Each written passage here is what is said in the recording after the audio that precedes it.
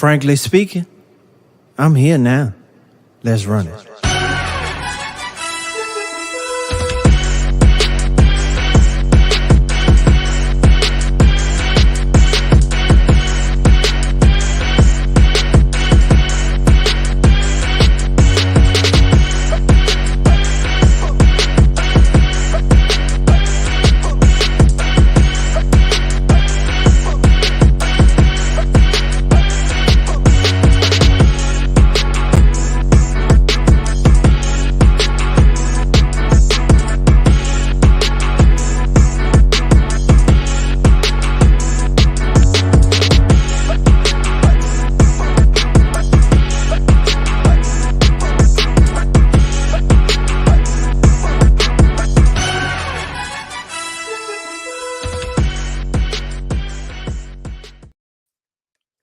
Well, welcome to the show, everybody. Happy Tuesday. Happy Tuesday, not Wednesday. It's Tuesday night. Tuesday night, ladies and gentlemen. We decided to move the show to tonight. So we won't interfere with what's going on tomorrow night, which Memphis will be playing in town. And at the beginning of the season, I said we're gonna be all things Memphis. So Memphis Grizzlies are part of Memphis. They play tomorrow night, so we're gonna try not to collide with them. That's why we are having the show tonight, man. So it's on and popping on a Tuesday night at 9 p.m. Central, 10 p.m. Eastern time. Do me a favor before we even get it popping, man. I need everybody. Can the church shout everybody? I need everybody to share. I'm gonna give you some time to do that before we get revved up.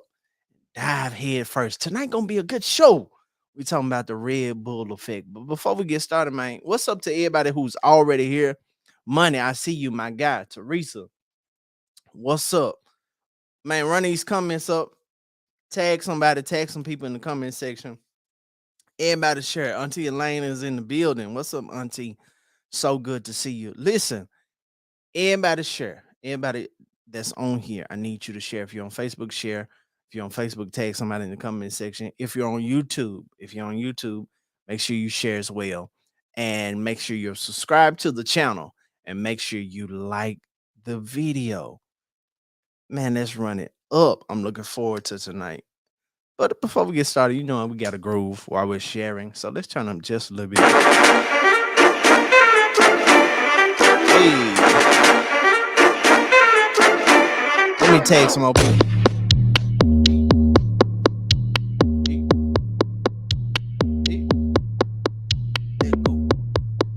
Thank y'all for tagging. Thank you for sharing. I see y'all. Let's turn up tonight, y'all.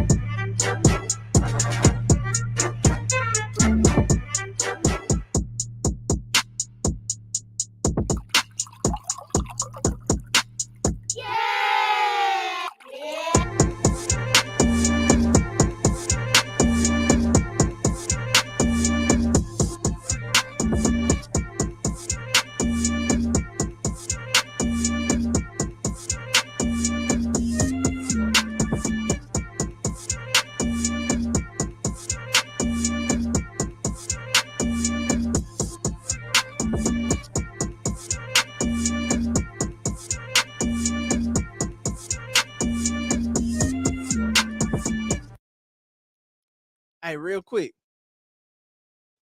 I need y'all to share some more, man. Ain't no people in the building. So we got to run it back. Let's go.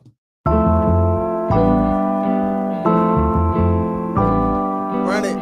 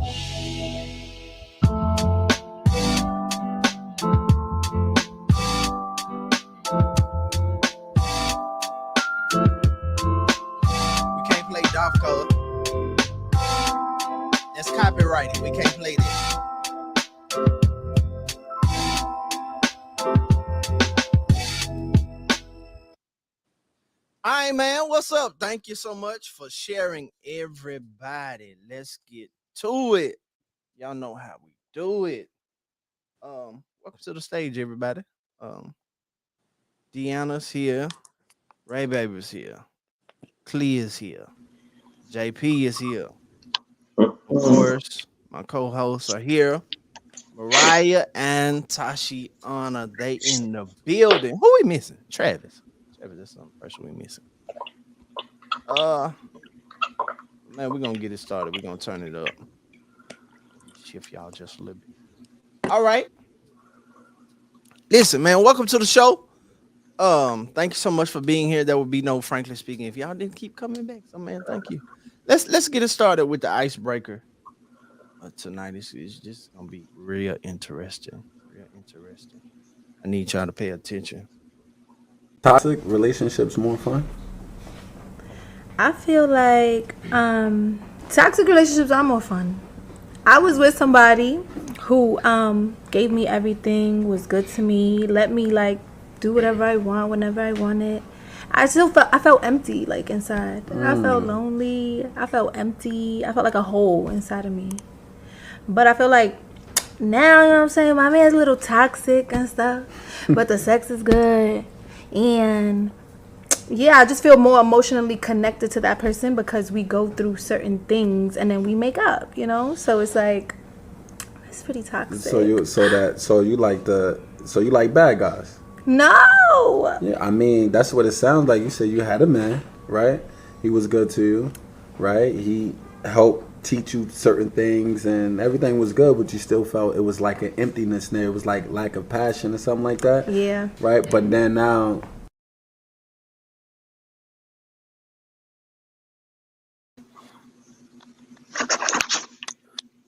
So that's our icebreaker for tonight. Uh, I see y'all coming. Well, I feel like we can really digest all that.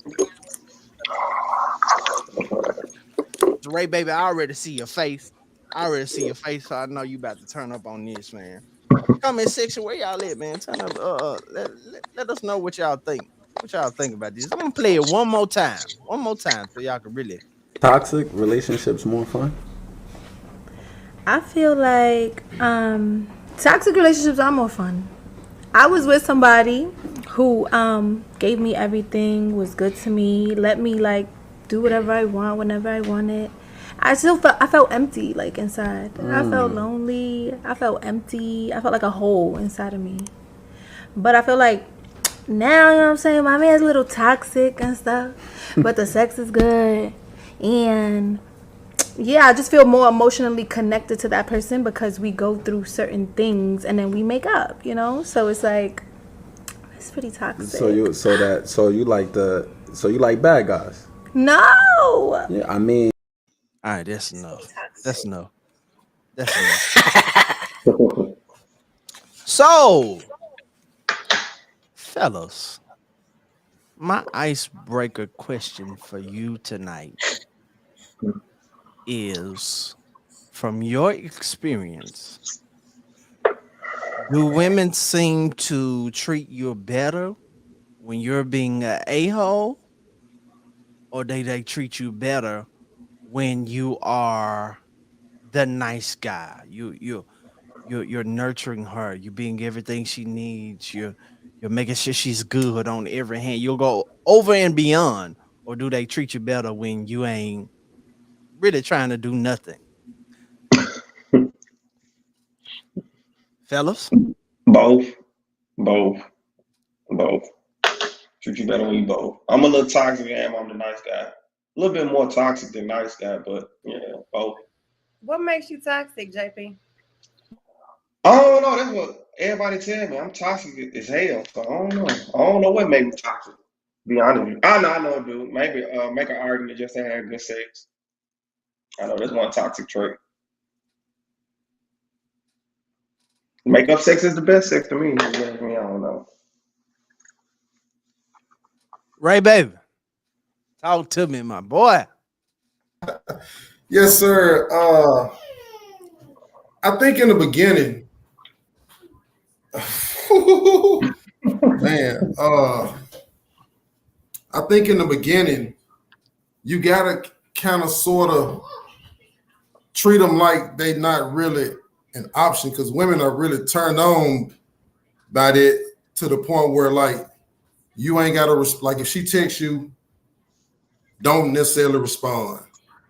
Like you gotta kind of sort of put them in a box that they feel like they can't get out of initially, because that's only gonna spark their curiosity. Like if you treat them like if you Johnny on the spot every time she call, you pick up. Every time she wants you to do something, you do it. Every time she wants you to be there, you there. Like they gonna get comfortable with it, and that's gonna turn them off. You know what I'm saying?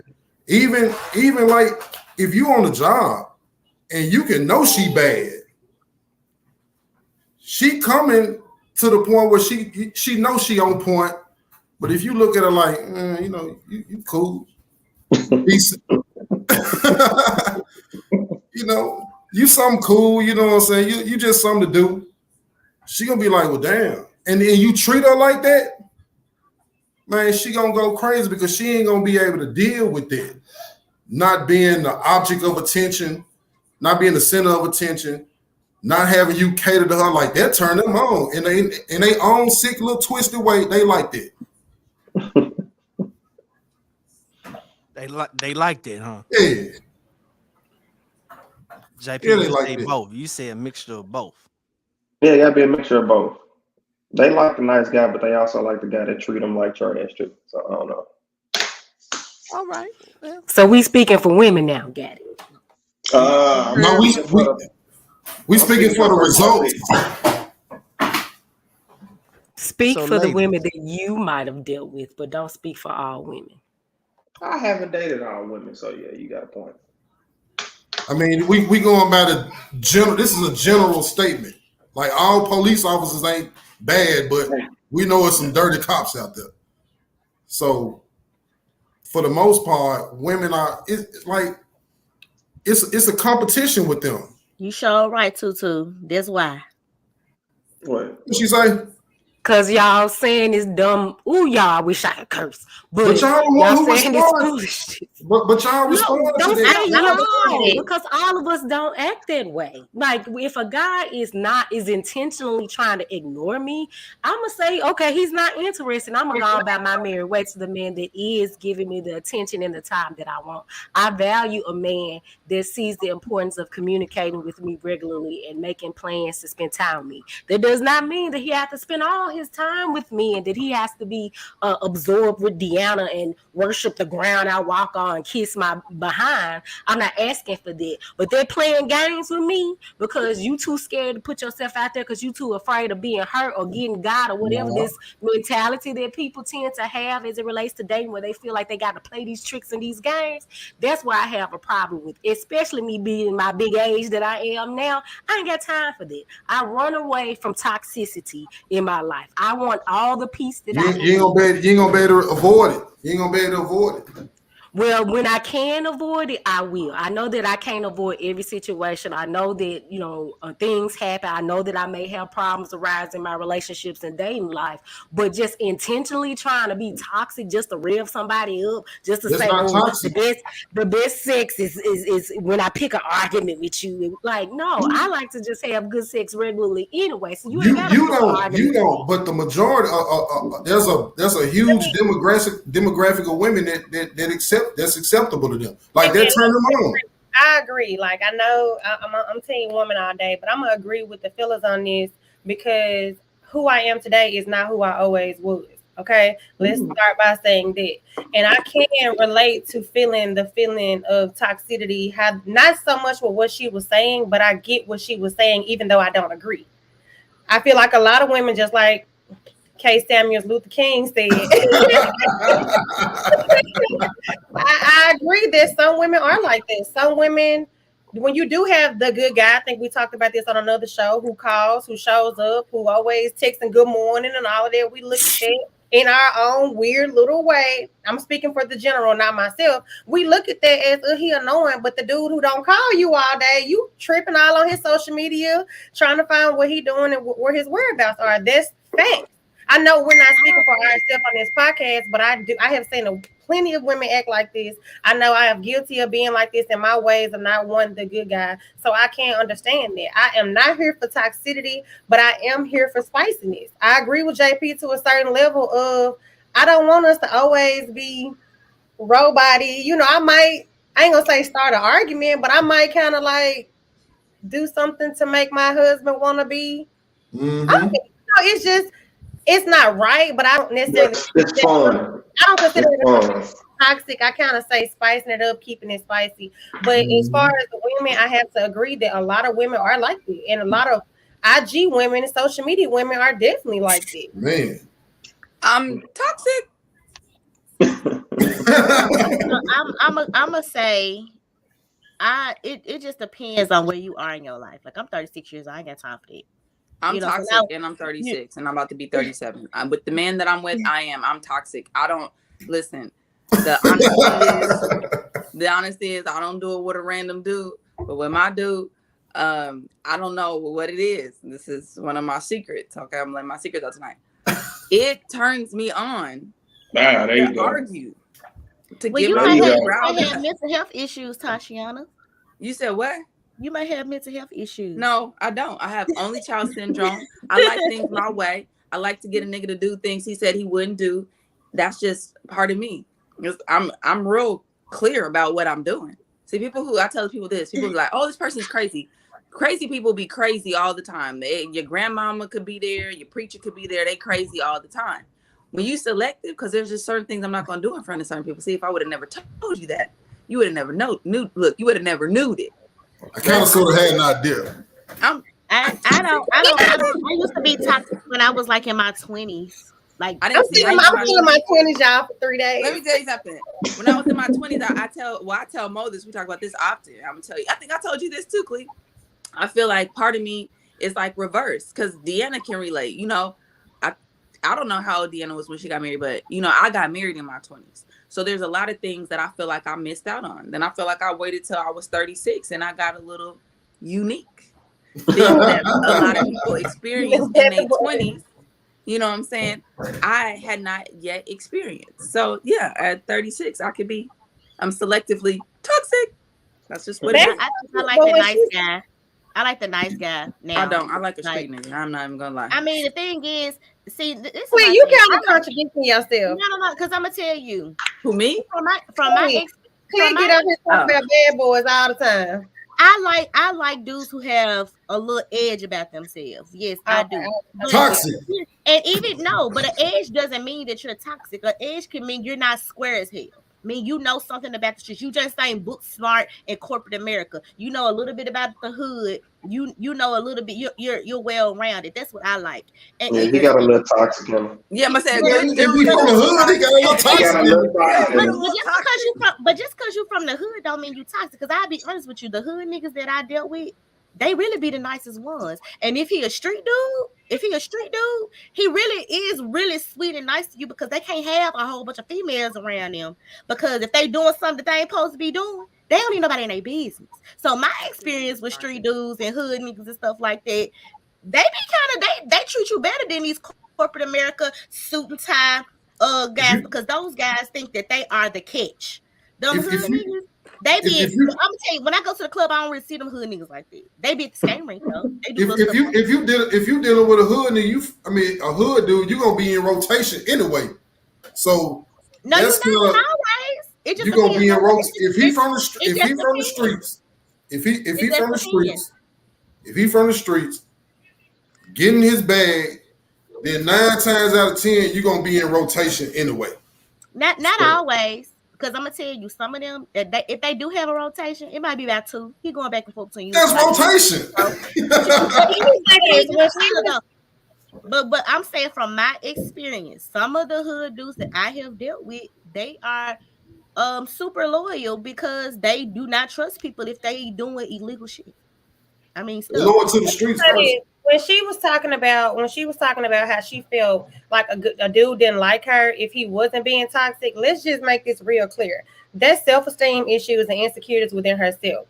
That's just how I feel about that. Now, toxicity is cool. I think we've all been there. We've all been a little toxic on certain levels. But feeling incomplete because of somebody else, I feel like that's personal issues that she needs to work on, in my opinion. Yeah, I agree.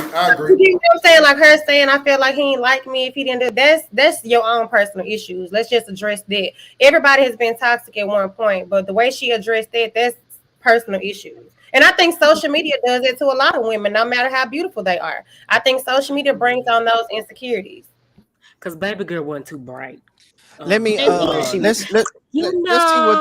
see what the poll gonna say. Ladies and gentlemen, this is our first poll of the night. Like, matter of fact, we just talking to the ladies.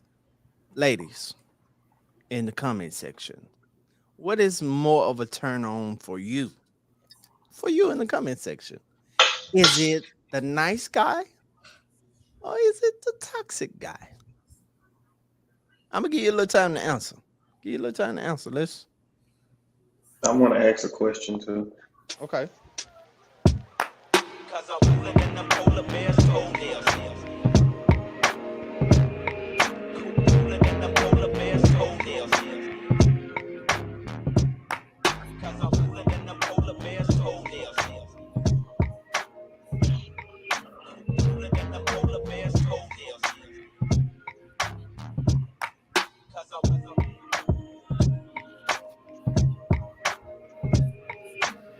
I love cornball, corn.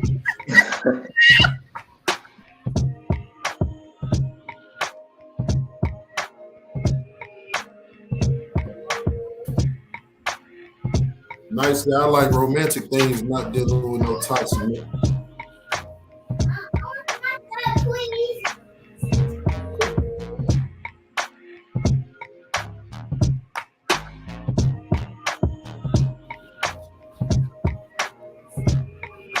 How JP gonna say he want to ask a question and go off screen?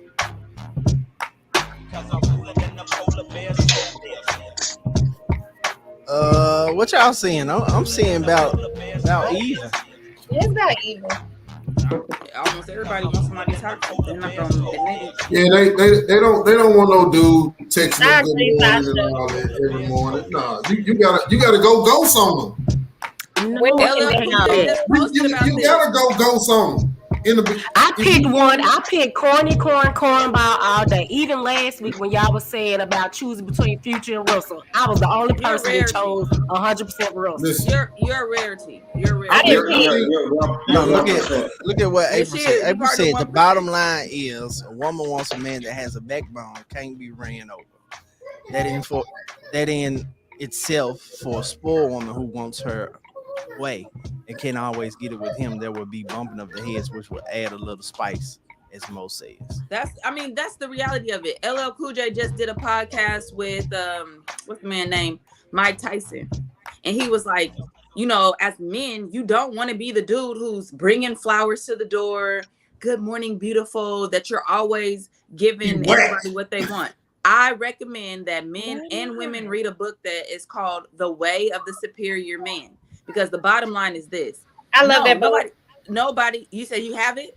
Yeah, girl. That's right. And I tell women, that's it. That's right. And read it. And you already know the book talks about ultimately this. Men should pursue their purpose above anything else. And I think the nice guy gets caught up in how can I cater to you? Yes, women, we like to be, you know, romantic and we have this fairy tale and all this other stuff. But when it's all said and done, I can't say nothing about Deanna. She's a part of the 1%. But most women, we over you if you're always so accommodating. You're so available. You're so no. I'm not gonna be mean. Well, I think how can a man not do what he's supposed to do as a man and still be a nice guy? That's why every man should go ghost on a female at least once or twice. No, don't go ghost them. If you go ghost them, I'm off you. But you gotta go ghost them. Luther, you're being toxic, Luther. Yeah. I don't like that. I feel. But I need a man who's gonna tell at least me. I think April put it when she said, "I'm spoiled. I'm used to getting my way." So a man who's always like, after a while, I'm gonna be looking at you like, I'm good. I need somebody to tell me no every now and then. JP, you know what's your question? Men the same way though. Men do the same thing too. So grab my neck. I'm just saying. Tell JP, me. what's talking about, your baby. question? Men Nice love when you guys dominate. grab necks. We're not talking Yep, about men. We're grab talking about necks. women That's right right. now. But why? Because that's what we're talking about. JP, what's your question? Oh, I missed it. I don't know what he said. You mute, JP. Oh yeah, my bad. If I don't answer the phone, does that mean pull up? That's for like the toxic people. It just depends on how many times I called and what I'm calling about. No, I'm not You want pulling to know up. how toxic I I'm used to not be?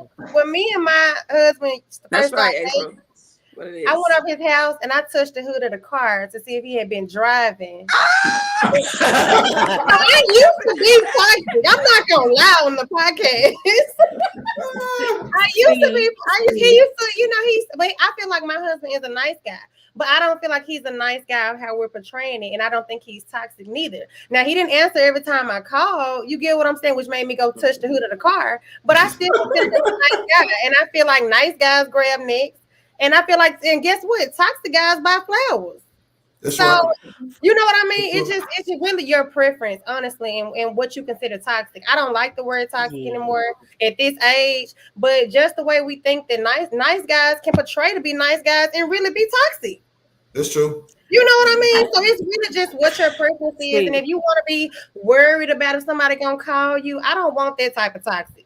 I don't want to worry about what level of a relationship we're on. We can still be a little toxic without being toxic. And I think toxic just comes with dating, and spiciness comes with relationships when you really just boil it down.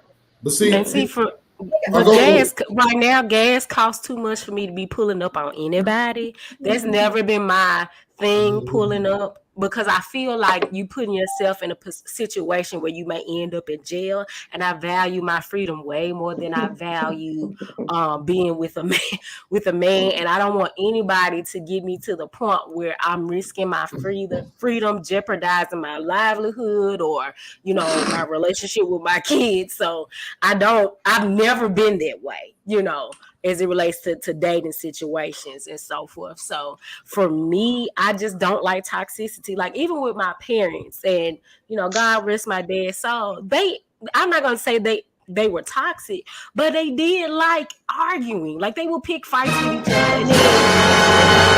And Did you just throw your parents under the bus? No, I'm not throwing them under the bus. On national television? What I'm saying is about my parents, they enjoyed picking on each other. And then I would think all hell is breaking loose, and 5 minutes later, they eating ice cream, laughing and talking. So I've never been that kind of person that always loved confrontation outside of like debating political points and stuff. I'll debate all day.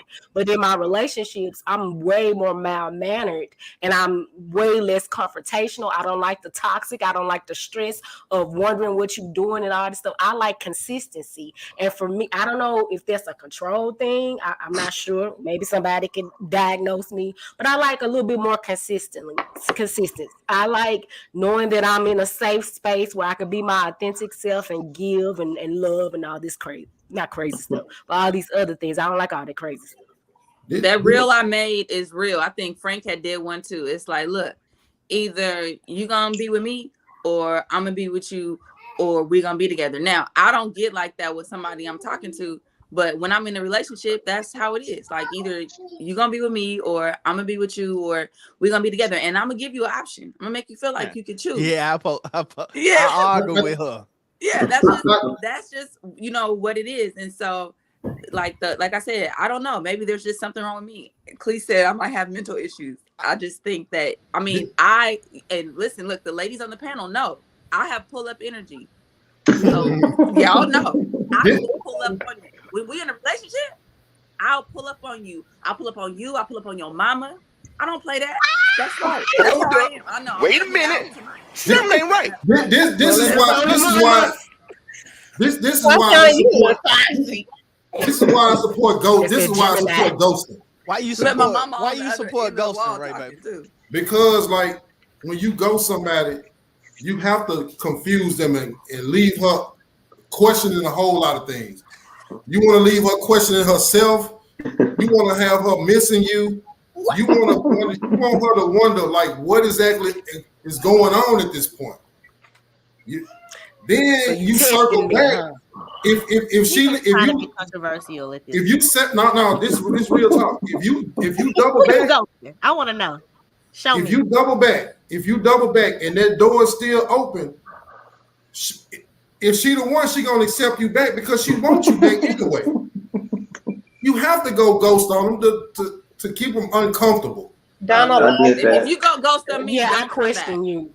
He can come back. I He can come back. mean, If you really want that man, he go ghost. And hey, look, baby, I just had some things going on. It say I had to no. work this out. I But had to see, figure no. myself this out. is my problem with that. This is I my don't play problem with that. that. I've never been ghosted, but I have been in a situation where somebody that answer the phone or stuff like that temporarily. But I feel like this: men will ghost you, and then when you do that, Hold on, wait a minute, Mo. Back up. You said you never been ghosted, but what? I take ghosting as days of just leaving you hanging, like he said, leaving you. That ain't long enough. You gotta do weeks. Heck no, What am I like? no. But my thing is, my problem with ghosting is y'all will ghost a woman, and if she really does like you and really does question herself the way you say, if she does have pull up toxic energy, now she crazy because you don't show what you saying. You don't show what you saying. You ain't gonna never find me. I would never ever deal with a man hope in a y'all real playing. situation. I don't know where he lives. I'm dead Yes or serious. no. I'm serious. I did it a few times. You know, hey. But that's the thing. See, y'all deal with women who will deal with that. You know, men who got a side spot, they got a honey layer, LAIR, as in a hideout. I don't deal with men like that. I don't play that. You know, that was younger years though. You know, that was younger I years. used to have a honey layer. Sometimes I wonder if I used to be a N word in my previous life. I don't play that. I do not play that. Talking is one thing. If we talking, I'm not gonna pull up on you. And matter of fact, if you see me out with somebody else, head nod or keep it pushing like you don't know me. But when we get in a relationship, what all this, I don't know where you stay. Let me tell you something. You got a few good hours to not communicate with me. I don't play them type of games. Hours. I do not play them type of games. Hours. I wish a black can man do this for would not answer or respond. What you gotta say? What? You gotta be ghost. You gotta be ghost. You can't find her. I don't play them type of games, baby. Don't play with me. That's real talk.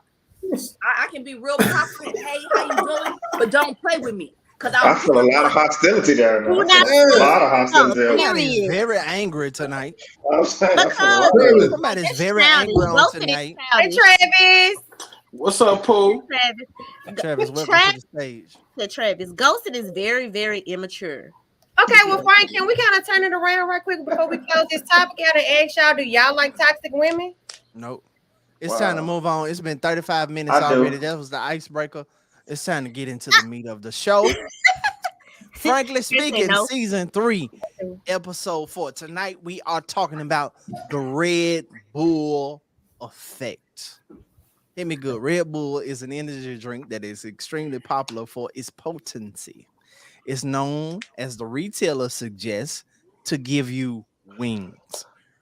Red Bull does indeed give you energy that was not previously there if you need a quick picker-upper. However, what the retailer does not tell you is that consuming Red Bull on the regular basis is subject to cause you weight gain, insomnia, tooth decay, and possible increased risk of osteoporosis.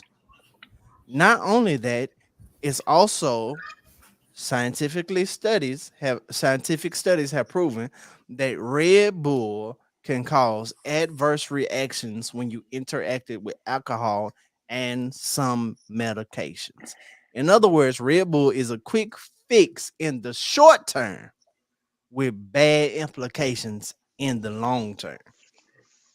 And I just want you to think about that for a minute, because many of us have been guilty of living our lives this way, that we are so anxious to have it now. We're willing to cut corners, take side streets, take alleys, and settle for quick fixes just to be satisfied in the short term, meanwhile ending up miserable in the long term. So that's what we're talking about tonight. The Red Bull effect. I hope y'all interested. That was good to me. I wrote that. That was good. No matter of fact, let me give myself an applause. I'm frankly speaking. Red Bull effect. That's what we on tonight. So let's get to the questions. let's get to the questions. What y'all think? Question number one: does this generation lack the ability to slow down, or has society programmed us to believe we will miss out if we do attempt to slow down? That we got to have it now, whatever it is. We ain't got time to wait on it. We ain't got time to be really building nothing, spending our time building with someone. We got to have it right now. So do you think that this generation has been programmed not to be able to slow down, that we feel like we'll miss out if we don't? What y'all think? The short of it is yes. I mean, if you talk to people just in life, everybody's I'm hustling, I'm asleep when I die, I'm grinding. All things I think are ridiculous. In my opinion, I think that hustle is a season. Look, as my coach brother says, hustle is a season, it's not a lifestyle. So absolutely. I think sometimes we act as if grinding and hustling makes you superior versus just taking the time. I mean, because we're in the age of social media, right? And I think money says it best, microwave generation. So if you're an 80s baby, we were kind of on the cusp of, encyclopedias. You really have to know what you know. And then transitioning to where we have access now to information like that. And so it's like everything we want instantaneously. I want a relationship. We date instantaneously. We skip the whole getting to know you part.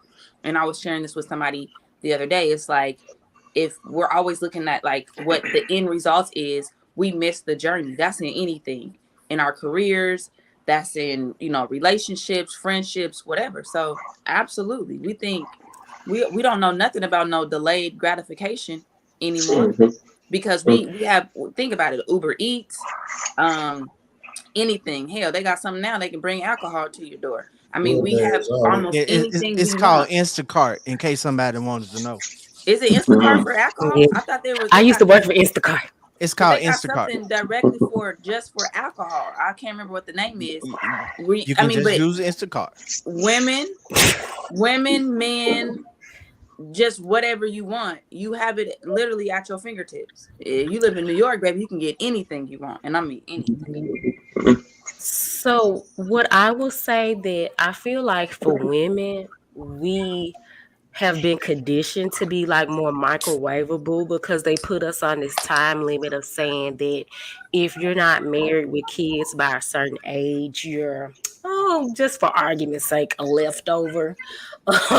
Is something wrong with you, and so Okay, forth. Kevin. So I think we do have a little societal pressure as women to try and achieve our goals, like go to school, educate ourselves if we want to be successful in our careers or if we're entrepreneurs, but at the same time also focus on getting the man and having kids, and we're trying to figure out how to balance all that. So I think for us, we have been programmed to try to reach those goals by a certain age, whereas it is my opinion that men do tend to have a little bit more time, because it is said with men, they don't reach their fullest potentials until they're in their mid 30s or early 40s and so forth. So I think men tend to have a little bit more time to move more slowly than women do. Like we have, if I'm like 25, people are gonna start looking at you crazy, baby. Why you ain't married and had no babies yet? Even though I'm fresh out of college, I don't have a solid job, and I'm really trying to establish myself.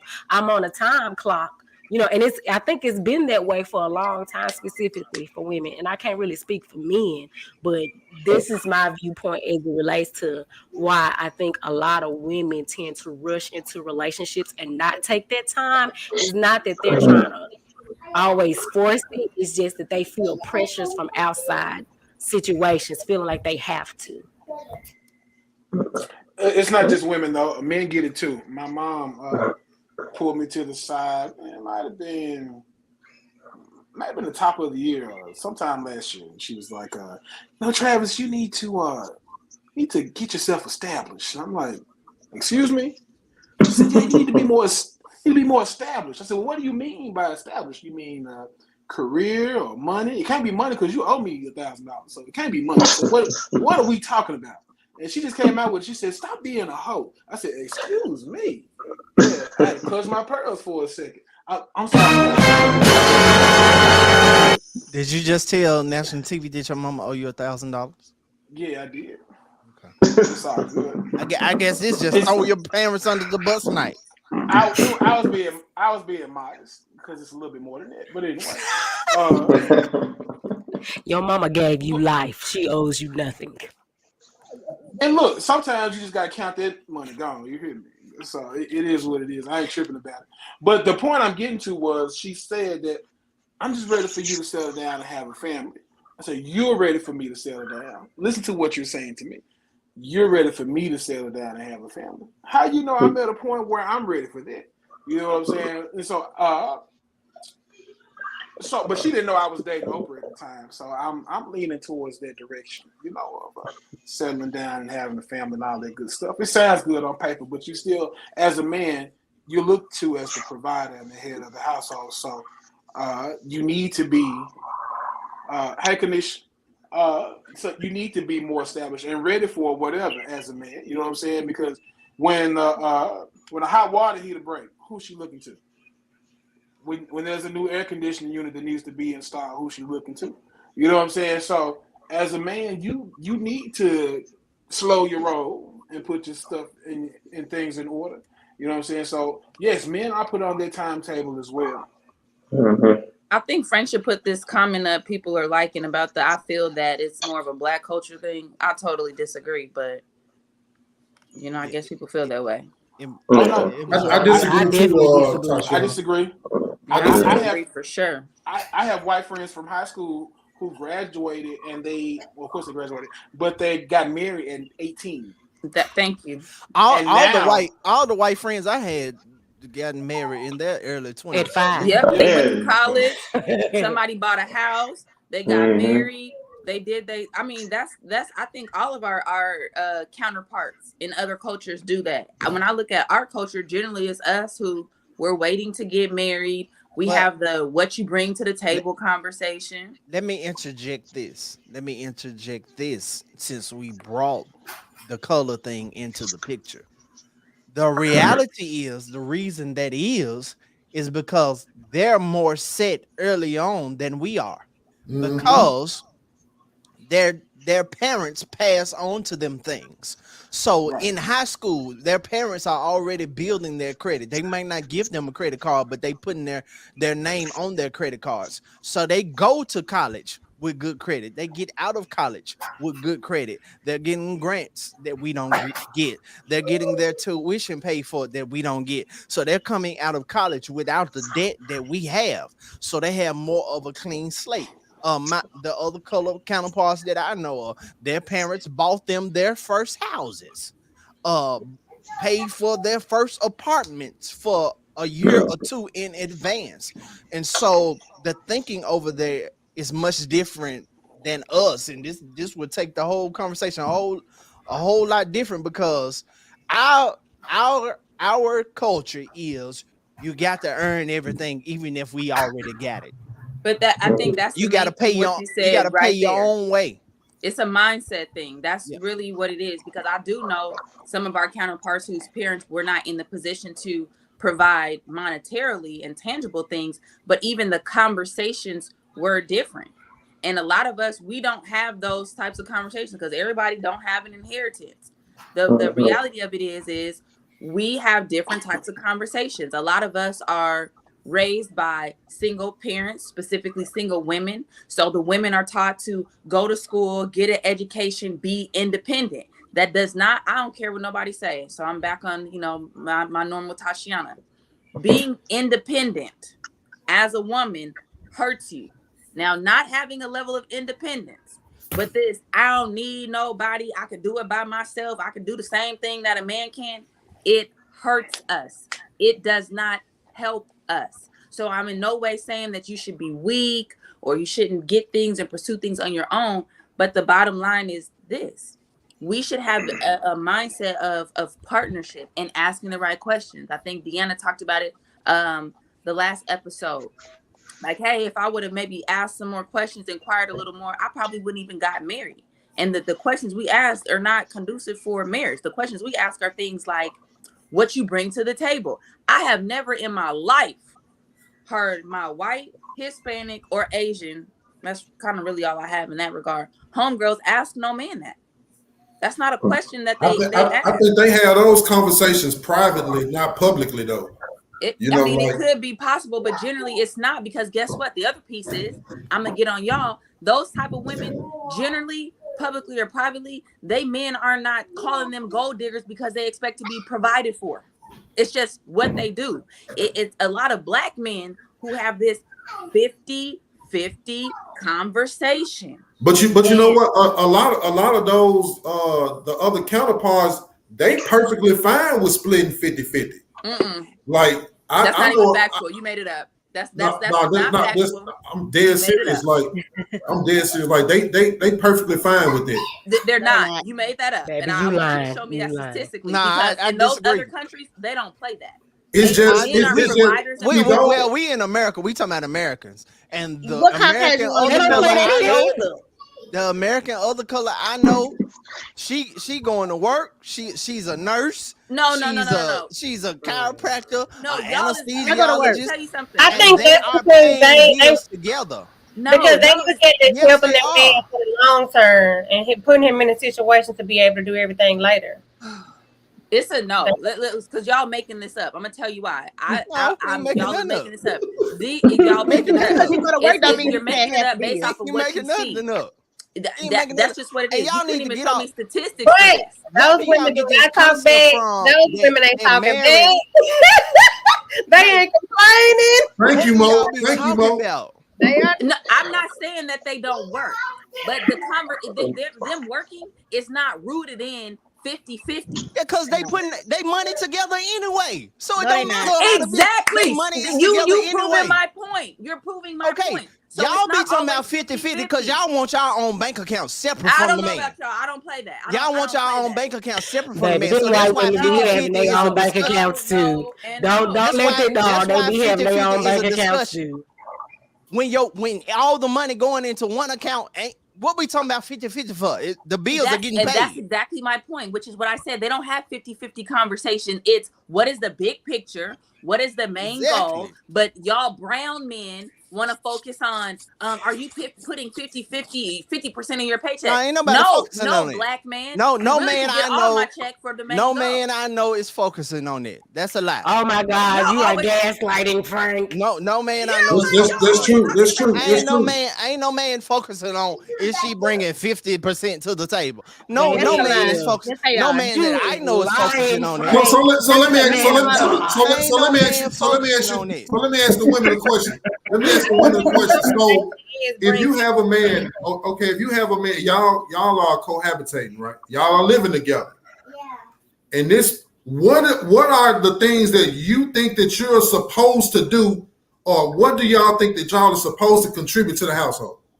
Okay, so this is the whatever me and that man decide that we. No. I'm asking what specifically do you think you supposed to contribute? Whatever we decide on, whatever works for me. Okay, so what is that? What is the decision? It looks different for every relationship. It looks different for every relationship. No. Can you answer the question? Look, okay, we did. It's just not the answer that you want. You want, yeah. Like, what do you mean? At the end of the day, you can't tell me the question. You don't like the answer.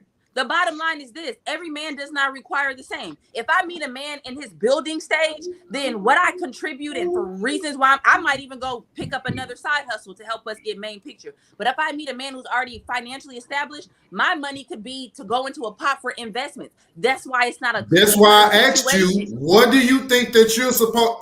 Generally, depends on the situation. A man who's making over $1 million a year, he don't need my little $300K. Okay, I can answer for me. I can answer for me. Okay. Generally, for me, in a relationship, cohabitating, I'm gonna do whatever I can financially to get us wherever I want us to be. Whatever that takes, however that may look. Of course, I'm gonna date somebody that I feel like is financially stable and got their ducks in a row. But as a working woman, I've always been one. I've never had $1 million husband, $1 million boyfriend. I'm gonna do whatever I can to contribute to our goals. We're gonna. Like, I think all the women on the stage said that. Y'all be thinking when the problem is when y'all hear what do you bring to the table, y'all automatically get have anxiety. Oh my Well, God, he's I asking me have for. heard Hold of on, can I 50-50, can I but finish? I agree with the men. I've never had a man come up to me and say, "Hey, you need I'm to saying, get this I'm amount of saying, money and pay this amount." It's I'm, never been like that. It's always I'm not. teamwork, and it should be teamwork. I'm not So I saying. agree I'm with the men. the point I'm trying to make is when a man asks, "What can you bring to the table?" Women automatically have a panic attack and say, "Oh my God, he's asking me for a dollar amount."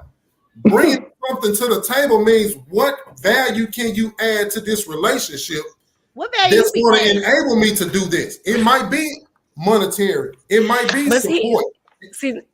this why I don't like this table discussion, because we got to make the table, be the table, fix the food for the table, clean the table, lay on the table, bust it wide open like a porn. Bend over on the table. That's your role.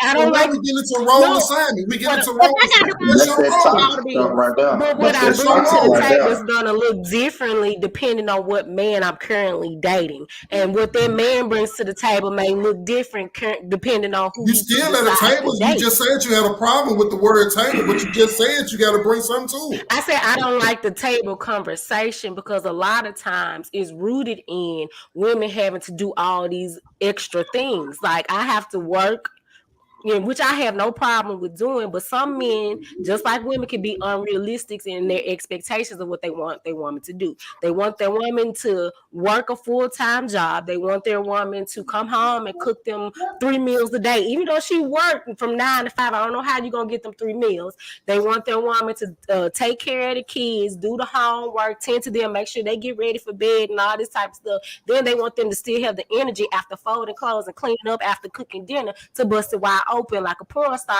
every other night, and that's just unrealistic. So that's Can I ask you a question? Can I ask you a question? One mic, y'all. I'm acting like we on club. one mic. We have a one mic. Let me lay my plane. One at a time. But I do got a rebuttal for Deanna myself, right, baby. First of all, let's go back to this table, because nothing makes me sicker to my stomach.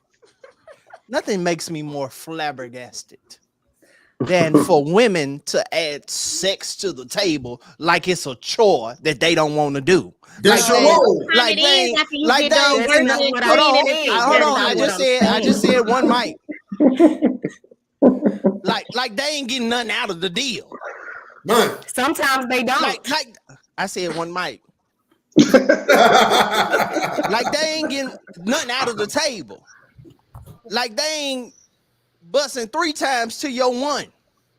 Sometimes busting none. Excuse me, I said one mic. None. I said one mic. Sometimes they be faking. And I bet. See, y'all don't know how to listen. Y'all don't know how to listen. So I'm gonna help y'all listen tonight. I unmuted my mic. See, y'all don't know how to listen tonight. I'm gonna help y'all listen tonight. Because it's part of the problem. But this table that y'all be adding all this stuff to, is stuff that y'all be doing anyway. Before you met them, you was taking care of your kids. Before you met them, you was going to work. Before you met them, you had to put food on the table for your kids. So we're not asking you to do, and we should not have to ask you to do, stuff you do in your everyday life anyway before you meet a man. This ain't nothing extra we adding to your table. It is extra because it's an extra plate I gotta make. It's an extra set of clothes that I gotta wash. It's an extra set of needs that I need to help me. If making an extra plate is extra for you, then you need to be by yourself. If making an extra plate, you can't say that. That's right. You cannot say that because extra plate you're adding to my you life. need to be by yourself. No, Okay, so because listen. when you're supposed to take some of that pressure off of me, just like I'm supposed to take some of that pressure off of you, Frank. It should not be just added pressure and I don't get no type of relief. That's what we're saying as women. You're not a woman, Frank. You're not expected to do those certain things like cooking and cleaning and tending to the kids the way women That's your role. That's your role. Okay, but what? Let me ask Frank a question. Hold on. This is not come home, drink a beer, and scratch I the know ball. you answered line. I got a That's question. your role. Frank. This is not a replay. Hold on. I'm gonna let you ask your question, Khalid. There you go. This is not a replay. We are live. We doing this show on Tuesday night instead of Wednesday night because the Grizzlies game is tomorrow night. So we all things Memphis this season. So we're doing the show tonight instead of tomorrow. So it's live. You watching live to answer your question. Okay, go ahead, Clee. But don't ask me X and Ray, baby. Oh, I'm gonna ask both of y'all because Frank, that example that you just gave, if that's the case, before I came along with my kids and all that stuff, was you paying all the bills, all the rent, all the utility bills, and everything else before I came? So that could go both ways. If I'm gonna come in and do everything I was doing before I met you, it's the same thing. Why I gotta come in and pay, and put my money in the pot? You was already paying all the bills before I came, me and my kids. And what if a woman don't have no kids? What if she just bringing herself? And we in a relationship. That ain't enough. But what I'm saying is, if I don't have children, because he gave an example, you already had kids to feed and all that stuff. I don't have it. So when I come, I just come with me and my money and my issues. See, you saying mine. It's not mine. Yeah, it is mine. No, it's mine. You gotta have a we mindset. No. It's mine until we're married. Don't do that. You auditioning to get married. You auditioning. No, but my thing is, it's not our money until we have established something. No, it's not yours. Just like you can choose as a man what you want to do with your funds. If you want to take me out or do whatever, and I get to do the same thing until we have, because this 50-50 conversation really only for husband and wife, because I ain't going 50-50. No, that's not true. That's not true. I'm not living with no nigga. I'm just not. That's not true. Unless you're my husband. I'm with Mo. Look, y'all acting like y'all want a gold star. Oh, go ahead, Tasha. I said every show, because we want to know we want to hear from you. Every show, you say this line, because that's y'all role. That's your role. This is what I want to know. This is what I want. My boy said he's speaking for the streets. I want to know, because you always talk about our role. What is y'all role? You don't never talk about that. Hey, you never ask. Hey, money, I think we have extra space for you tonight. Cleaning or busting down, that's our role. Right. What is y'all role? Okay, I'm glad you asked. A man's role is to provide, to protect, not just provide financially, but he has to provide and protect emotionally as well. So if my role is to provide and protect, I'm going out, I'm working, I'm taking care of the bills, and I have no problem with paying all of the bills. I have no problem with that. But what I do have a problem with is you having a problem with thinking that I can't ask you of certain things. Now, if I'm going out providing, I shouldn't have to ask for sex. I shouldn't have to ask for my clothes to be washed. I shouldn't have to ask for my food to be cooked and prepared with a smile. You see what I'm saying? So if I'm taking care of all of this, you're going to do what you're required to do. You're supposed to take care of the home. That's your role. Your base is in the kitchen. That's your base. You got a little Dwayne The Rock Johnson, huh? No, I didn't say your place. I said your base. Your base is in the kitchen. One boy said. But what if she can't cook? Because y'all assume that every woman is supposed to know how to cook. Everybody. Why don't you know how to cook? As a woman, you can know how to cook. Why can't y'all read and cook? Them same YouTube videos you can use to cook and help relieve your wife. If a woman do not know how to cook in 2022, that is a shame. That's sad. As a woman, you should want to. If a man don't know how to cook in 2022, that's even more of a shame. Let me ask you this though.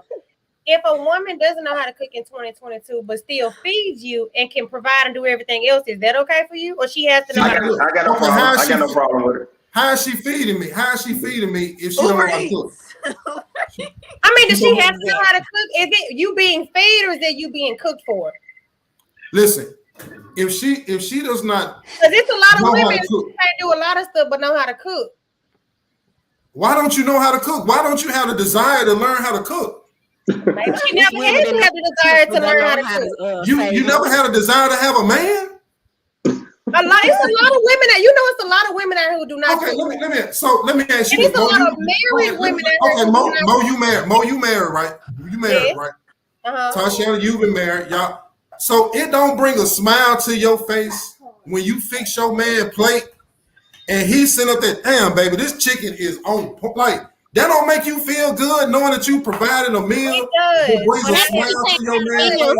check this out. I also have been the woman who did not cook. Everybody on this panel know I did not used to cook. But that don't mean that You cook now, right? But she couldn't. She in that kitchen now, and that's I'm a so different proud. type of joy. I'm so proud. Encourage more. My Don't bring a smile to your face when you cook a nice meal for your man. There nobody who didn't cook. That was your answer. I'm remember, like you told me, I'm a little different because see, I'm the wife. I don't never ask you. I don't never say you gonna eat what I cook. I'm gonna ask you what you want. If you change your mind, I'm gonna cook that. I'm gonna fix your plate even when I'm mad at you. But like you said, everybody ain't like that, and I don't think that the sole value of a wife is in her cooking, because I also know women who are very career driven. They're not cooking. And that's the problem. The word, no. They're not cooking, and they'll tell you they're not domesticated is the word they use. They're not cooking and not cleaning up. What they will do is get somebody to make sure that you eat, whether they're bringing in prepared a side chick, perhaps. No, everything ain't side chick. Okay, everything is don't get on your board. See, me who want to know how to cook, that's together in IKEA. If you ain't cooking me, I gotta get somebody to fulfill that need. You don't want to cook for me. Donna said she cooking now.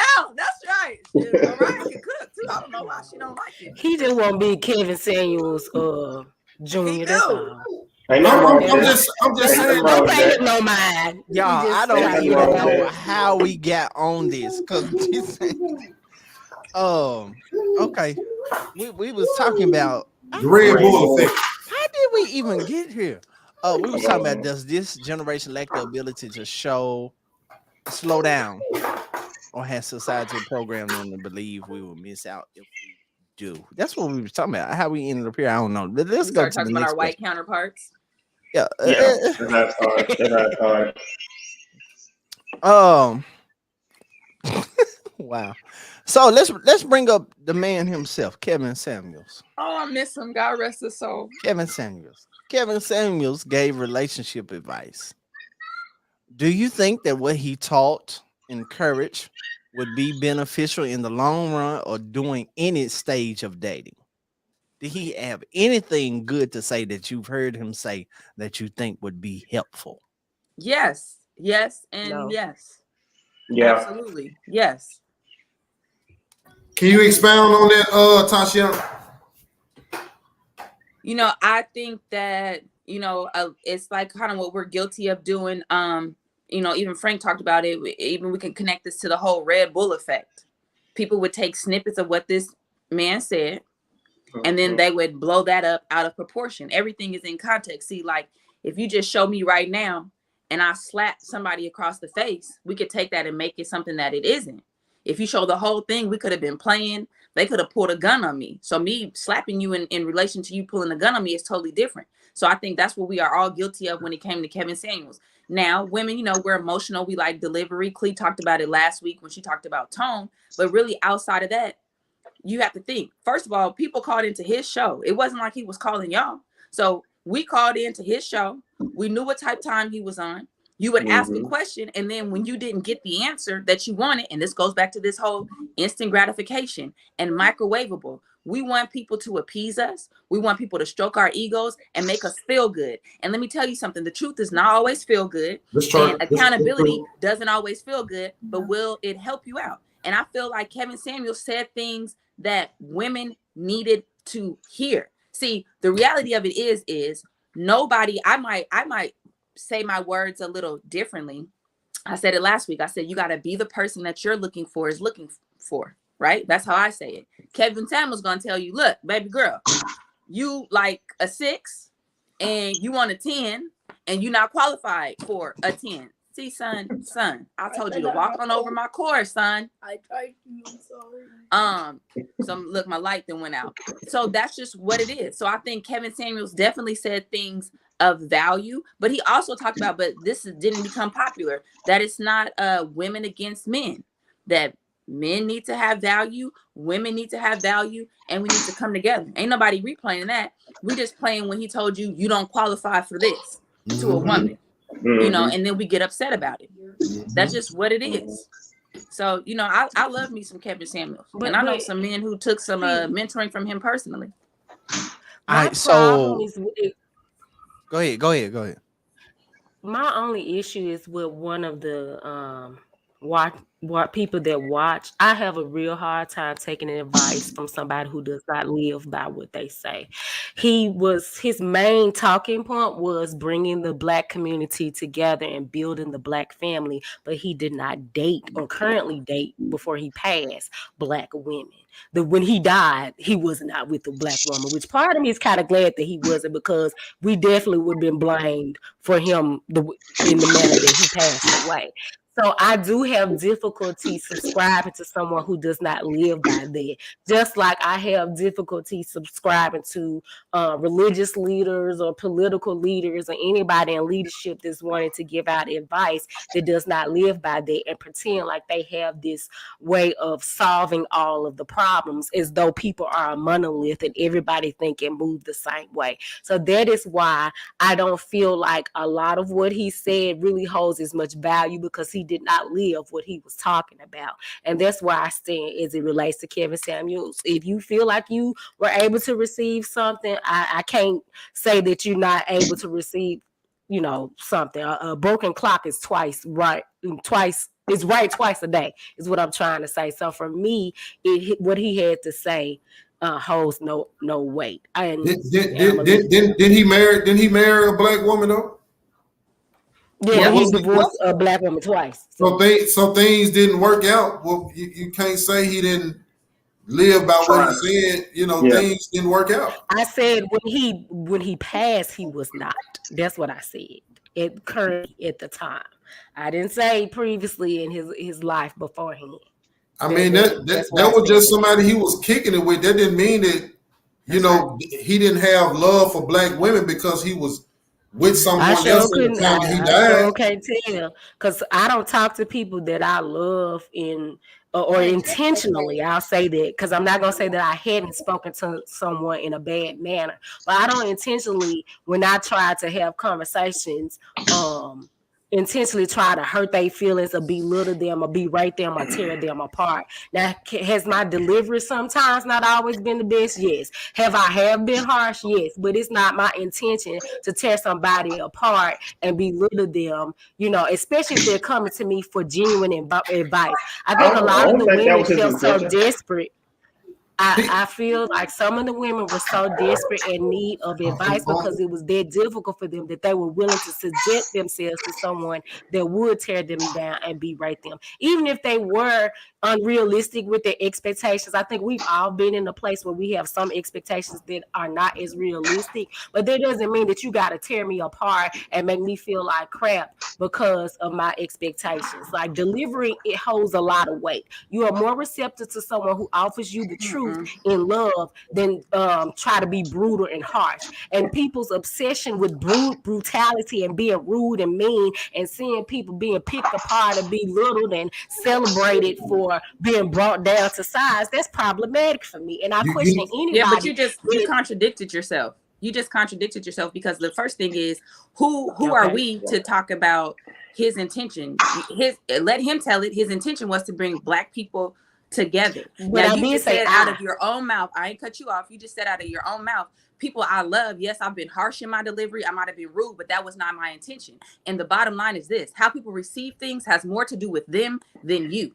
Because right now you can be offended by what I said. My goal is not to offend you. My only thing is saying, like, it's really a contradiction, because when you say something to somebody that you love and it's taken as harsh, rude, or whatever, you know that's not your heart. Let you tell it. How do I know that? I'm gonna either go off of what you say. Deanna loves me. She cares about me. She said it this way, but that was not her intention. So how we get to tell this man that, oh, your intention was to do this? He said out of his own mouth, his intention was to bring us together. And the bottom line is this: the truth does not always feel good. It don't sound good. And somebody who really loves you will tell you the truth, even if it hurts you. And a lot of times we're used to people just patty caking and, oh, girl, you right when you know you wrong. Mo said it out of her own mouth on another show. She said, I used to call people that I know would give me what I wanted to hear because I didn't want to change. I didn't want to be better. I didn't want to fix my SH sugar honey iced tea. That's just what it is. So as far as I'm concerned, I'll respect somebody who gives me the truth.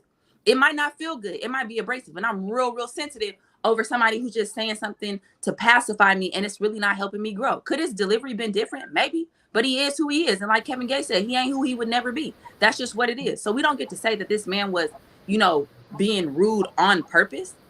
A lot of us just ain't used to that. But he wasn't at all. But here's the thing about that. With my friends, when I have had situations where I have been brutally honest, they have addressed it with me. Hey, you said that a little too harsh. You was this, that, and the third. And a lot of times I may be like, you know what? I didn't mean to say it that way. I was just really passionate or whatever the reason was that it may have came across that way. But in this situation, if a woman said to him, based upon what I saw, because I didn't see everything, I can only go off of what I've seen. If she said your delivery is harsh or this, that, and the third, then he goes even further to be even more rude. So I do question anybody when it's been, if I'm telling you how you're saying this to me is offending me, it's hurting my feelings, and you don't take no regard to that, then I do question that. So what is your intention? Are you really trying to help me, or are you trying to make me feel bad about myself? That's what I'm saying. My issue is this, like, I'm just amazed by how people saying that he deserved to die or there was karma for him being rude to somebody. Like, I mean, how can you say that? I disagree with it though. If we're all born to die anyway, if we all got to die anyway, how is him dying karma for saying something that somebody may not have agreed with? Oh, that's rude. Anybody who celebrated his death, I think that was rude. Like Vivica Fox, she sit up here and saying like he deserved it, and that's karma for him saying this. And I'm like, even if she did, I don't know. We don't respect Vivica Fox. We don't take her seriously. Right, exactly. So you gotta look at who it's coming from. So my thing is this, like Tasha said, the truth seriously, but not Vivica Fox. No, I don't take Vivica Fox seriously, not at all. Vivica Fox is 50 years old. She really doesn't have the life that she wants to have. She's in her 50s. She wants to be married. She's not. So absolutely, I don't take her seriously. I take Kevin Samuel seriously because he's very clear about what his intention was, which is I want to bring y'all together, and I'm gonna tell y'all the truth that people are not telling you. And the bottom line is this. You talked about your relationship with somebody. See, if you're friends with somebody, I have the opportunity to say, hey girl, like you said this and then you can respond how you want to. This was business. This was transactional. Again, he wasn't calling people. They called him. You know what type of time he was on. So if you didn't like his delivery, to me, it's real simple. Don't call into his show. And then when people would say like, oh, I think you're being rude or mean, he would say, ma'am. I'm not trying. That's how he did with the ma'am. I'm not trying to be rude. I'm just trying to tell you the truth. This is unrealistic. And if you can't take somebody saying to you, ma'am, you're being unrealistic. This is the type of man that you want, and it's not happening with you doing this. I don't know what else to tell you. And then you have some women who, oh, I'm going to set him straight on his show. And I think that's part of our entitled generation. We see people on the internet and we think we know them in real life. I promise you, and I believe that you would feel the same way, Deanna. If people right now see us on this podcast, they may have never had a conversation with you in person. Let them come up to you and have something to say about something you just said on this podcast because they think you know you because they didn't seen us on a Wednesday night for a few minutes. They do. But you're not going for it. I don't believe you're gonna be like, oh, okay. No, you're not about to let nobody play you like that. I can't speak. I know I'm not. I'm gonna tell y'all right now. It depends on the approach, though. It does depend on the delivery about something that I said. Now, if you don't like something that I said, and Frank will tell you, I'm a nice person. You know what I'm saying? But if you don't like something I said, how you come at me, it's gonna mean everything. But don't think that you know me because you didn't see me up on here and I didn't laugh. I don't play that. That's in real life.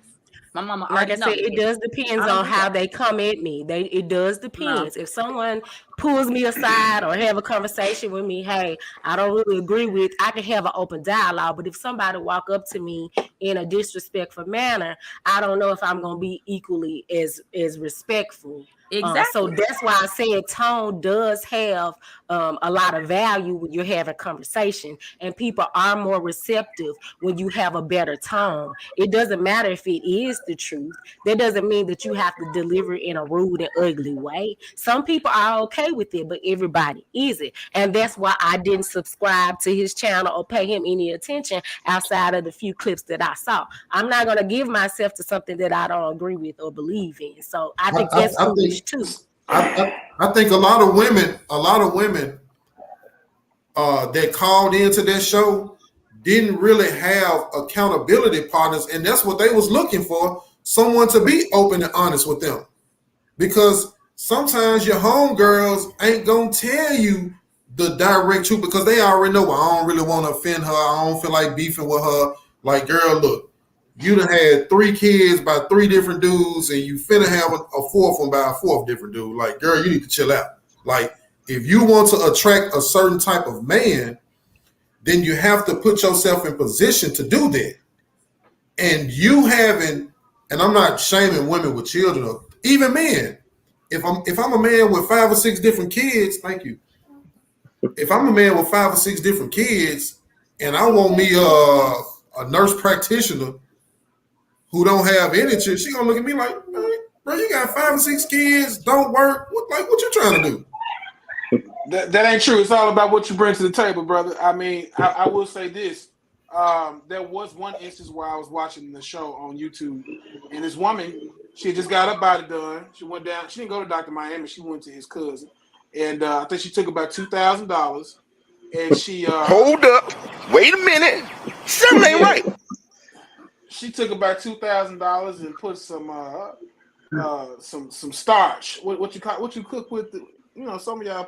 I think she put starch in her body. It wasn't a rhinoplasty or something. It wasn't body fat, but whatever she injected in herself, she made $30,000 a year. She said she got to have a man that makes 6 figures. First of all, I got a problem with it. Baby, you work at Sears. Now, what you gonna do for this man that makes 6 figures? What? Now we back to the what do you bring to the table? First of all, baby, I am the table. Now, I was taught that the man provides the table, the woman is to dress the table. You know what I'm saying? A man buys the house, a woman makes it a home. You know what I'm saying? And so I think a lot of times where people got Kevin Samuels, Mr. Scrooge, he was put here to he helped a lot of women get their reality in check. You know what I'm saying? A lot of things where some people will even those heavy faith believers, those women who go to church every Sunday. Well, I believe God for my man with 6 figures. Well, baby, can you at least get the 50,000? Can you at least get the 75? What are you gonna do for this man that can ultimately change your life overnight? What do you bring to the table? You know what I'm saying? And so I really felt like Kevin Samuels, although he was a bit brash in his delivery, I will agree. But sometimes meek and mild don't work for certain women. Sometimes you gotta come at these folks sideways and let them know you sound stupid, for lack of a better term. Well, according to K. Samuels Luther King, because I don't feel like if you making 30,000, you should expect 6 figures. But it's a lot of women out here that do. But what I'm saying is, if we gonna listen to K. Samuels Luther King, then all I need to know is how to cook and bust it open. But I mean, what you need? Why I need 30K for? Why I gotta have a job? If you must gonna accept the fact that you gonna be in rotation. That's what I'm saying. If that's all you gonna do is have sex and cook.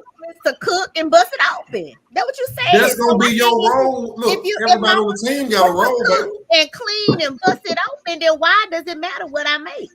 That's only going to be your role. You're never going to advance. You're never going to move up in the company. When Tasha asked you what's the role of a man, and all through these last couple of episodes, you've been saying this your role. So if my only role is to bust it open and cook, why? Let me ask you this. So as a woman, I don't make 30,000. I make more than that. Go ahead. I ain't asking what you make. I'm saying.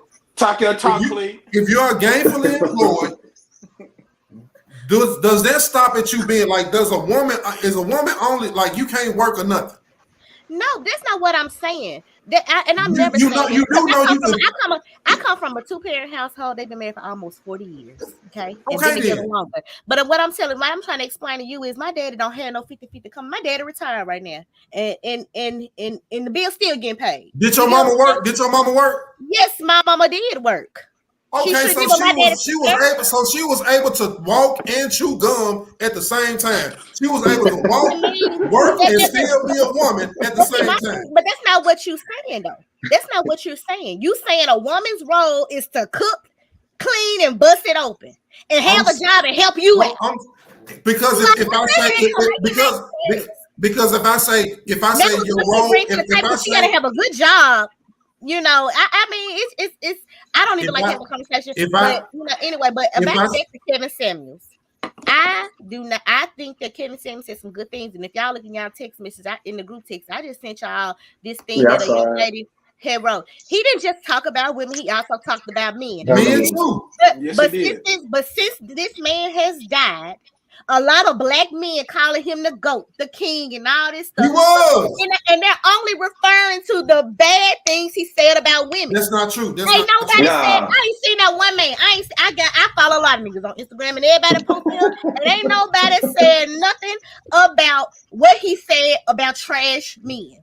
And men not being high value. You want to know why? You want to know why? Because people only, just like the Bible, people take what they want and use it for their benefit. No. Black men only do it. Women use it for their benefit. Ain't nobody said no, because he talked about y'all too. Now listen, when he put men in check, we didn't say, "Oh my God, you being so brash, you being so rude to me." Oh my God, I can't believe you said it. But they cried in the pot. When he tell a man, "Hey, look." When he tell a man, "Hey, look, you need to get a better job, go to school, work 2 jobs, improve your condition, this, that, and the other." It was one of them.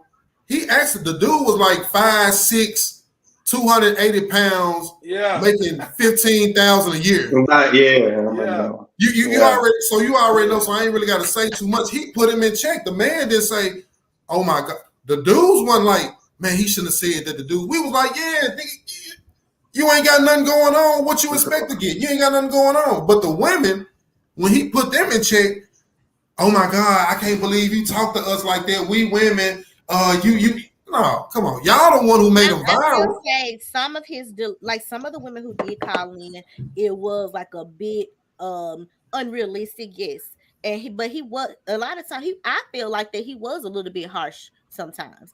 But like Deanna said, like, I'm not gonna call in. I'm not gonna listen. I'm not gonna watch the show because you ain't gonna talk to me like that. Some women paid to call in. The concept is you have to be gentle with women, but you can talk to me in any kind of way. But that's a double standard. That's how it is. Every double standard that we have in life was created by who? The men. Okay, you know that a football coach can cuss his football players out and do all this type of stuff. You know, a daddy can typically rough up his son a little bit and they don't take it as brash or harsh or abusive, but he not gonna talk to his baby girl the same way he gonna talk to his son. Just like a mama gonna talk to her daughter in a certain manner that she doesn't really talk to her son about. So yes, there is a double standard, but we did not create this double standard. We only that ain't true. Women created the double standard when we think it's okay for when a man got to take care of us, but we only supposed to do that. There you go, Dwayne. No, we didn't create that. We got to pick a struggle. We could not work. Tashiana, how can we create something when we were not even allowed to work? We were not even allowed to inherit things. In 2022, women say this, and men ain't hollering this. Women is hollering. But where did it come from, Tashiana? We just didn't pull that out of our butt. And you got to take care of me. Men not hollering that. We're hollering that. So we can't even put it on the men created this and women created this. The bottom line is ain't no man running around talking about, "Girl, be independent and I want to take care of you." No, women, we saying that, which is pick a struggle. So either you want to be a traditional well, it was the men who started this. She got her own job. See, that's how it goes. You a bad broad. Who started that? Hold on, y'all. We got a call in. That was bullshit. Dwayne can't call in. It better not be Dwayne calling in. Don't answer Dwayne. No, because Dwayne. If it ain't nobody from Memphis. Dwayne. Dude. You didn't let Dwayne call in. Hold on. Clee left the room. We don't want to hear Dwayne. Dwayne, we can't hear you. Hello? Oh, God. You really let him call in. Hold on. Y'all keep talking. Nah, like when I say a woman's role, like everybody has a role. Men have a role. Women have a role.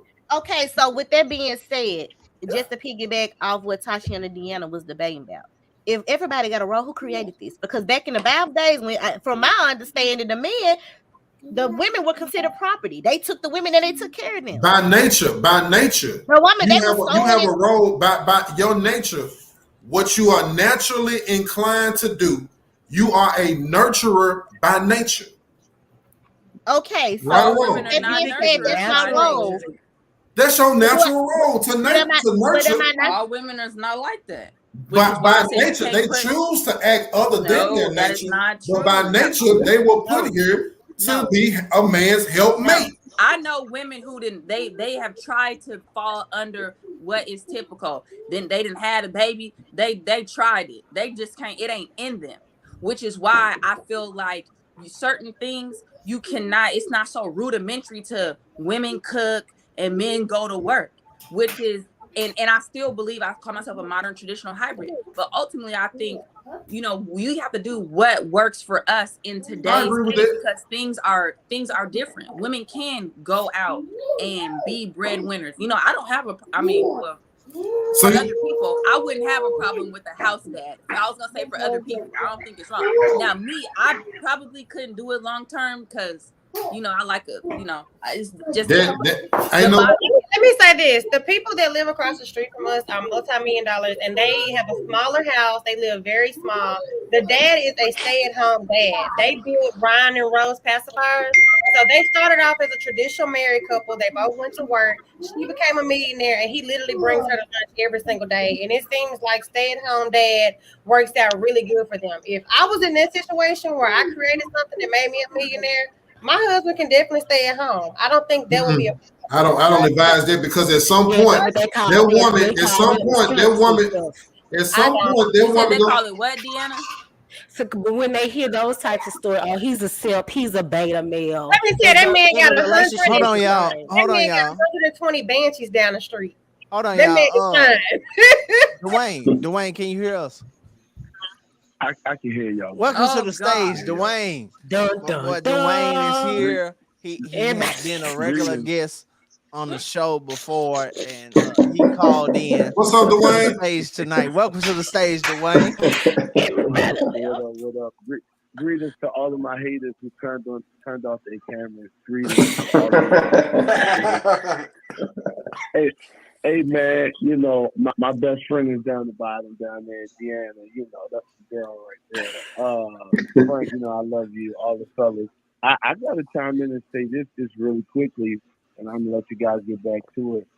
Number one, I will say that I think it's very insensitive. Ain't he? Because he could have started tapping.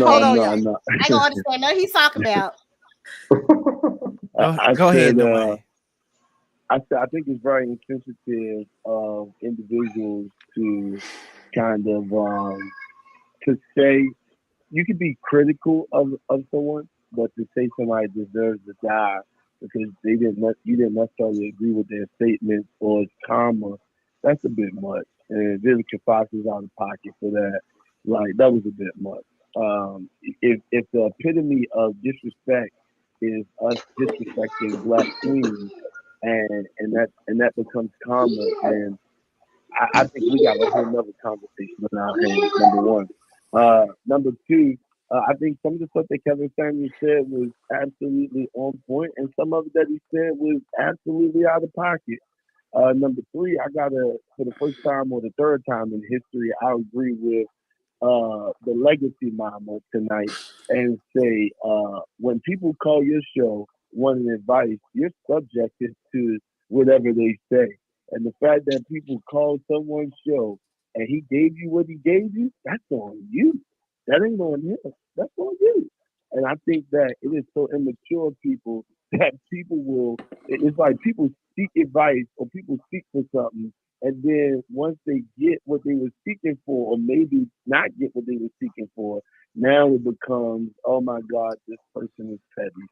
I mean, at the end of the day, man, I think that, he says some great stuff that we all could think about, both men and women. I do want to just add this and I'll shut up. I just need for our Black queens to stop thinking that the entire world is after them and that all Black men want to do is sit up and talk about them and not promote them and this that, and the third. I think we become better as people when we learn to unify. So I'll leave it right there. Thank y'all for allowing me to come up. Man, thank you for Mo, calling get out in, of Dwayne. Your Bravo, your bravo. statements were needed and valuable to the Franklin Speaking Show as always. Miss you, my brother. I Yeah, hit and you up. we're so glad. I know, and we're so glad that Mariah is, being saved these days. Glory to His name. You still cheating? You still cheating? That's must be a I problem. believe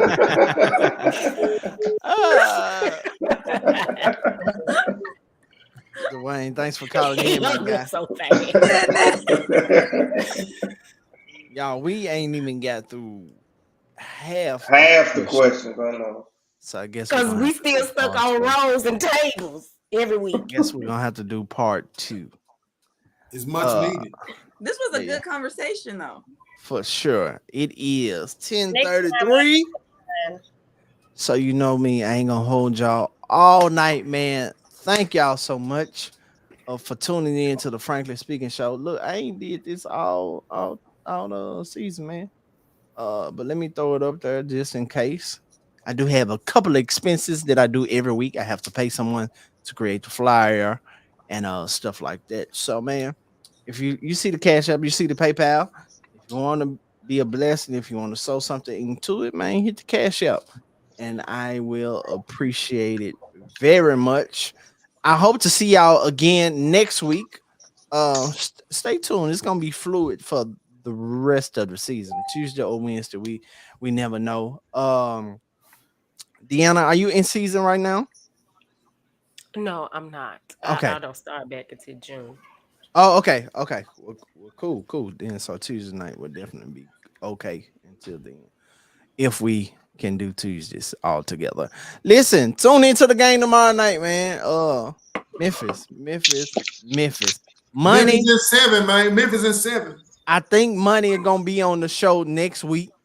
Oh, so that's gonna be good. I know. Come on, Money. I might find another young lady with some good talking skills that be on here, man. Y'all, I will be 30 Sunday. Deanna's birthday is Friday, so wish us happy birthday. Wait a minute, Happy you guys. birthday. I will be 2 years past leftover.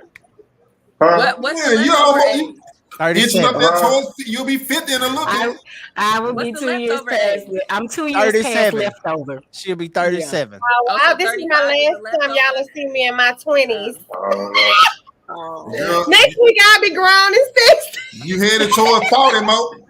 Hold up. Come on, auntie status. My sister said, my sister's the manager at weekend, so she said pull up at weekend. To celebrate. I'll be there that Friday. Birthdays. I want to go to weekend. Just hit the a weekend. yeah. So pull up. Everybody saying happy birthday. Thank you, Mo, Deanna. Happy birthday to y'all. Sorry, season. Man, Ray Baby, thank you. JP, thank you. Clee, thank you. Thank y'all. B, thank Enjoy you. y'all Travis, night. thank you. Show you right. Tashiana, Mo, thank y'all, man. Thank y'all for your time. Thank y'all for being here. And we up out of here, man.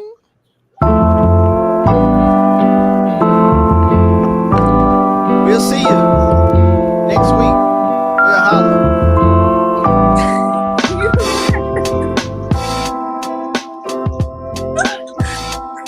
You lit, ain't you? You said y'all talk. I guess that just me. We get a little bit. Travis, where you moving? That's all I got. You just got a head nod, Travis. That's it. That's all I got. And then a little wrist bump. Come on, man. All right, man. We holler at y'all. We'll see you. Bye, y'all.